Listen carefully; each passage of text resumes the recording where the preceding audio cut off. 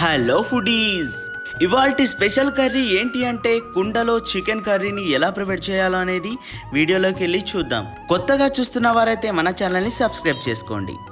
ముందుగా శుభ్రంగా కట్ చేసుకున్న అరకేజీ చికెన్ని తీసుకోవాలి. స్టవ్ను వెలిగించి కుండను పెట్టుకుందాం. అందులో 4 స్పూన్ల ఆయిల్ని యాడ్ చేసుకోండి.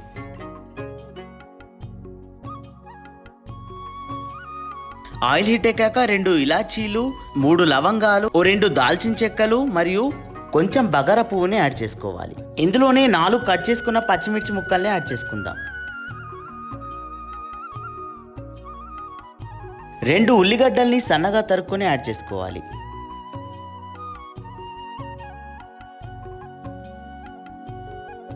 ఉల్లిగడ్డలు మెత్తబడడానికి 1 స్పూన్ వరకు సాల్ట్ని యాడ్ చేసుకుందాం. 1 నిమిషం పాటు మూతనైతే పెట్టేసుకుందాం. ఉల్లిగడ్డలు అయితే చక్కగా ఫ్రై అయ్యాయి. అందులో 1 స్పూన్ వరకు పసుపుని యాడ్ చేసుకుందాం.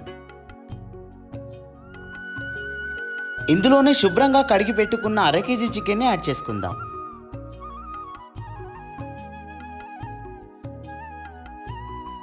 సరిగ్గా 10 నిమిషాల వరకు మూత పెట్టేసి సిమ్లోనే ఉడికించాలి. 10 నిమిషాల తర్వాత అయితే చికెన్ అనేది 50% అనేది ఉడుకుతుంది. ఇందులోనే 1 స్పూన్ అల్లం వెల్లుల్లి పేస్ట్ని యాడ్ చేసుకుందాం.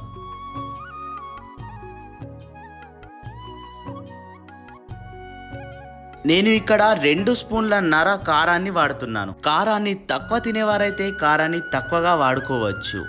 కారం వేసాక ఇలా ఆయిల్ అనేది పైకి వచ్చాక 2 కప్పుల వాటర్ని యాడ్ చేసుకోవాలి. 1 స్పూన్ సాల్ట్ని యాడ్ చేసుకుందాం. ఇలా ముక్క అనేది ఉడికిన తర్వాత 1.5 స్పూన్ ధనియా పౌడర్ని యాడ్ చేసుకుందాం.